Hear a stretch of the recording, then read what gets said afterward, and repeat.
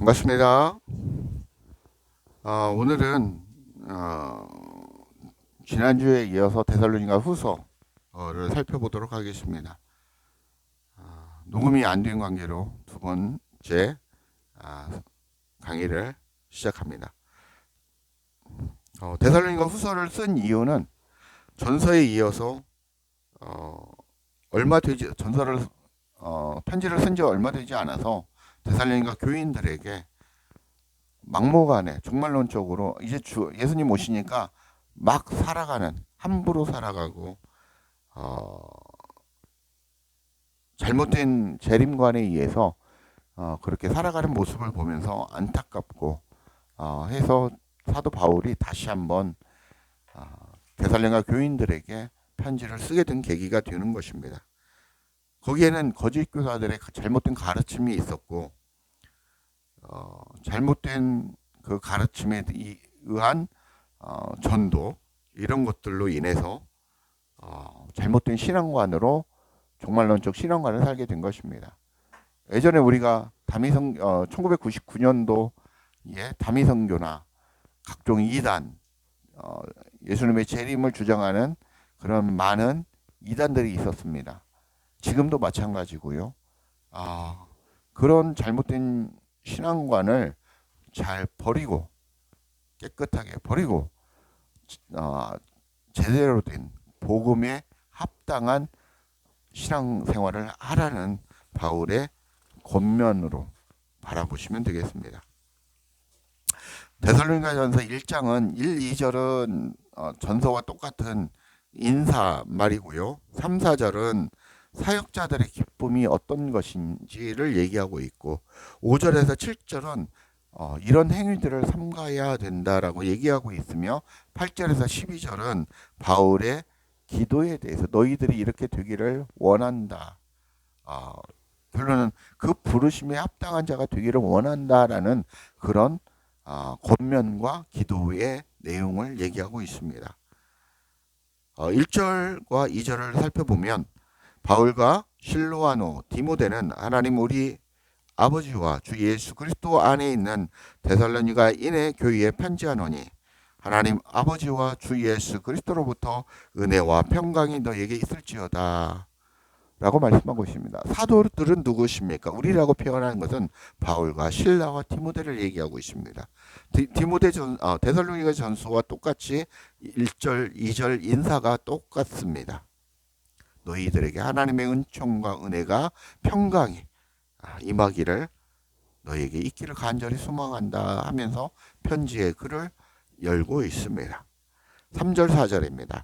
형제들은 우리가 너희를 위하여 항상 하나님께 감사할지니 이것이 당연함은 너희의 믿음이 더욱더 자라고 너희가 다 각기 서로 사랑함이 풍성함이니 그러므로 너희가 견디고 있는 모든 박해와 환난 중에서 너희 인내와 믿음으로 말미암아 하나님의 여러 교회에서 우리가 친히 자랑하노라라고 말씀하고 있습니다. 너희의 사도인 우리가 너희를 위해 하나님께 감사함은 너희의 믿음이 계속해서 자라고 있고 하나님의 사랑으로 또한 그 사랑을 잘 전하는 참된 교회의 사명을 잘 감당하고 있다라는 것입니다. 풍성히 차고 넘치도록 그 일을 잘 감당하고 있다라는 것입니다. 그러므로 너무나 기쁘고 감사하다라는 것입니다. 또한 너희가 너희에게 임한 그 모든 박해와 환난 중에서도 인내와 믿음을 가지고 잘 견디고 있는 모습을 보니 너무나 기쁘고 감사하고 감격스럽다라는 바울의 마음을 읽을 수 있는 것입니다. 그래서 너희는 우리의 자랑이다. 너무나 우리의 자랑이다라는 것입니다. 청출어람이라고 하죠. 스승보다 제자가 뛰어남을 얘기하는 거죠. 그렇다라는 것입니다.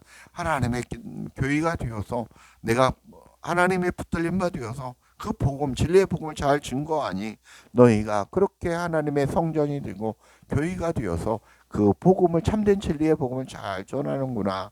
너무나 감격스럽다. 감동스럽다라는 바울의 고백입니다. 5절 보겠습니다. 이는 하나님의 공의로운 심판의 표요 너희로 하여금 하나님의 나라에 합당한 자로 여김을 받게 하려 함이니 그 나라를 위하여 너희가 또한 고난을 받느니라 라고 얘기하고 있습니다. 그 표는 엔데이그마라는 헬레어입니다. 분명한 표식, 증거라는 뜻으로 쓰였습니다. 즉 데살로니가에서 핍박받는 성도들의 인내와 믿음은 바로 그들의 장차 있을 하나님의 의로운 심판에서 영광을 받는 증거가 된다라는 것입니다. 또한 하나님께서 그들을 극심한 핍박 속에서도 지켜주신다라는 것을 그걸 보증하고 있다라고 얘기를 하는 것입니다. 그게 너희 삶 속에 보증이 된다라고 얘기하는 것입니다. 6절 7절입니다. 너희로 환난을 받게 하는 자들에게는 환난으로 갚으시고 환난을 받는 너희에게는 우리와 함께 안식으로 갚으시는 것이 하나님의 공의시니 주 예수께서 자기의 능력의 천사들과 함께 하늘로부터 불꽃 가운데 나타나실 때에 이렇게 얘기하고 있죠. 그러니까 이렇게 보시면 됩니다. 주 예수께서 심판의 날에 공의로운 심판에 하나님의 공의를 행하실 그 심판의 날에 주 예수께서 자기의 능력의 천사들과 함께 하늘로부터 불꽃 가운데 나타나실 때에 무엇을 얘기하십니까? 심판의 날. 불꽃은 심판하기를 얘기하고 있죠. 하나님의 현현하시면은 구름 속에도 나오고 안개 속도 나오는데 이번엔 불꽃 속에 나타나신다라는 것입니다. 하나님께서 현현하신다라는 것입니다. 그리스도께서 현현하신다라는 것입니다. 이것은 심판을 강하게 얘기하고 있는 것입니다. 그 심판의 날에 그 너희를 환난받게 하는 자들을 환난으로 갚으신다라는 것입니다. 또한 환난을 받는 우리 그리스도인들에게는 나에게 참 안식으로 너희를 보호하시고 위로하신다라고 말씀하고 있습니다. 참 안식으로 갚아주신다라고 표현하시면서 하나님의 말씀을 선포하고 백성들에게 권면과 위로를 얘기하고 있습니다. 8절 9절 10절입니다. 하나님을 모르는 자들과 우리 주 예수의 복음에 복종하지 않는 자들에게 형벌을 내리시니 이런 자들은 주의 얼굴과 그의 힘의 영광을 떠나 영원한 멸망의 형벌을 받으리로다. 그 날에 그가 강림하사 그의 성도들에게는 영광을 받으시고 모든 믿는 자들에게는 놀랍게 여김을 얻으시리니 이는 우리의 증거가 너희에게 믿어졌음이라 라고 얘기하고 있습니다. 점진법적 강조를 하고 있습니다. 6절과 7절에 말했던 그 내용을 한 번 더 증폭시켜서 정확하게 더욱더 확실하게 표현하고 있는 것입니다. 그 하나님의 심판의 날 공의를 행하시는 그 날에 하나님을 모르는 자들 그리고 우리 주 예수의 복음에 복종하지 않는 자들에게는 반드시 형벌을 내리신다는 것입니다. 이런 자들은 주의 얼굴과 그의 힘의 영광을 떠났다라는 것입니다. 이 얘기는 그리스도를 떠난 자들이라는 것입니다. 또한 어둠의 자녀들이고 어둠으로 돌아간 자녀고 사단의 수하가 되었다라는 것입니다. 이런 자들을 멸망의 형벌로 벌을 가하신다라는 것입니다. 멸망의 형벌이라는 것은 다 태워서 티끌 하나 안 남도록 티끌 하나 존재하지 않도록 없애버리겠다라는 것입니다. 굉장히 강력한 말씀을 얘기하고 있는 것입니다.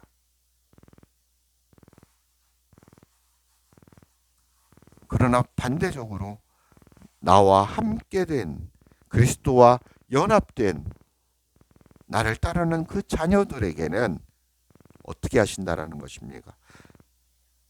하나님도 영광을 받으시고 그 영광을 믿는 자들에게도 놀랍게 그 영광을 받게 한다라는 것입니다. 이게 좀 어려운데, 이 얘기는 그리스도와 내가 하나 되어서 하나님의 그렇게 살아갈 때 그리스도께서 우리의 삶 속에서 영광을 받으시고 그 영광을 또한 내가 같이 받는다라는 것입니다.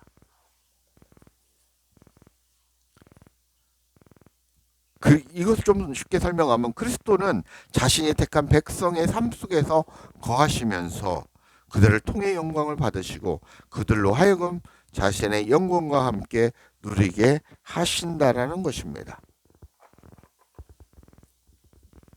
그리고 더욱이 모든 그리스도인들은 그날의 영광이 너무도 찬란하고 놀랍기 때문에 기이 여기지 않을 수 없을 것이고, 또한 그리스도께서 성도들에게 행하신 일로 인하여 그날에 성도들은 주님께 영광을 돌리지 않을 수 없을 것이다 라는 겁니다. 이와 같이 바울은 데살로니가 성도들에게 마지막 날에 그리스도와 함께 받을 그 영광을 소망하며 바라보며 지금에 당하고 있는 어려움과 박해 속에서도 낙심치 말고 믿음을 굳건히 지킬 것을 응원하며 용기를 북돋아주고 있는 것입니다. 11절 12절입니다. 이러므로 우리도 항상 너희를 위하여 기도함은 우리 하나님이 너희를 부르심에 합당한 자로 여기시고 모든 선을 기뻐함과 믿음의 역사를 능력으로 이루게 하시고 우리 하나님과 주 예수 그리스도의 은혜대로 우리 주 예수의 이름이 너희 가운데서 영광을 받으시고 너희도 그 안에서 영광을 받게 하려 함이라. 바울과 실라와 디모데, 너희를 가르친 너희와 함께한 선배 믿음의 동역자들, 사도들은 항상 너희를 위해 기도한다라는 것입니다. 무엇을 위해?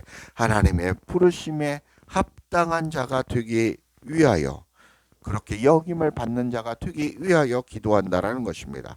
이는 모든 선한 성품과 믿음의 역사를 이루는 것으로 이를 위해서는 하나님의 능력이 절대적으로 필요하다라는 사실입니다. 이것을 믿으면서 그것을 위해 하나님께 간구하고 있다라는 내용입니다. 모든 선한 마음과 믿음의 일 둘 다 인간의 힘으로는 이루어질 수 없는 것이기 때문에 데살로니가 교인들은 이것들을 이루기 위해 하나님의 능력을 힘입어야 된다라는 것을 얘기하고 있는 것입니다. 다시 말해 이것은 우리가 그리스도와 하나 되어, 나라는 존재가 그리스도와 하나 되어 그리스도 안으로 들어가야 한다라는 것을 얘기하고 있는 것입니다. 그래서 우리의 삶 속에서 그리스도께서 우리의 삶을 통해 영광을 받으시고 또한 우리는 그리스도 안에서 우리가 주님의 영광을 받는 것이라는 것을 얘기하고 있습니다. 말씀을 몇 군데 찾아보고 말씀을 마칠까 합니다. 갈라디아서 2장 20절입니다. 그리고 데살로니가서 2장 19절 20절, 에베소서 2장 18절 22절입니다. 찾아보겠습니다. 갈라디아서 2장 20절, 내가 그리스도와 함께 십자가에 못 박혔나니 그런즉 이제는 내가 사는 것이 아니요 오직 내 안에 그리스도께서 사시는 것이라. 이제 내가 육체 가운데 사는 것은 나를 사랑하사 나를 위하여 자기 자신을 버리신 하나님의 아들을 믿는 믿음 안에서 사는 것이다 라고 말씀하고 있습니다. 데살로니가전서 2장 19절 20절에 보면 우리의 소망이나 기쁨이나 자랑의 면류관이 무엇이냐, 그가 강림하실 때에 우리 주 예수 앞에 너희가 아니냐, 너희는 우리의 영광이요 기쁨이니라 라고 말씀하고 있습니다. 말씀을 가르친 자의 영광이요 기쁨은 바로 너희라는 것입니다. 내가 하나님의 성전이 되고 하나님의 거룩한 처소가 되어 그 사랑을 알게 되니, 그래서 참된 진리의 복음을 전하니까 그 참된 진리를 듣고 하나님의 교회가 되고 거룩해지는, 거룩한 삶을 살아가는, 그리스도와 하나 되어 살아가는 백성들이 참된 복음을 전하는 게 바로 영광이요 열매다라는 것입니다. 그게 바로 그리스도의 영광이고 참된 열매라는 것입니다. 그 얘기를 하고 있는 것입니다. 에베소서 2장 18절에서 22절까지입니다. 이는 그로 말미암아 우리 둘이 한 성령 안에서 아버지께 나아감을 얻게 하려 하심이라. 그러므로 이제부터는 너희는 위인도 아니요 나그네도 아니요 오직 성도들과 동일한 시민이요 하나님의 권속이라는 것입니다. 이제는 여러분들이 하나님의 권속이라는 것입니다. 너희는 사도들과 선지자의 터 위에 세우심을 입은 자라는 것입니다. 하나님의 자녀가 되었고 하나님의 성전이 된 자들의 복음의 선포로 인해서 전파로 인해서 너희가 바로 그 터 위에 그리스도의 반석 위에 말씀 위에 너희가 세워진 자들이라는 것입니다. 그리스도 예수께서 친히 모퉁이 돌이 되셨다라는 것입니다. 그 모퉁이 돌이 바로 그리스도 예수라는 것입니다.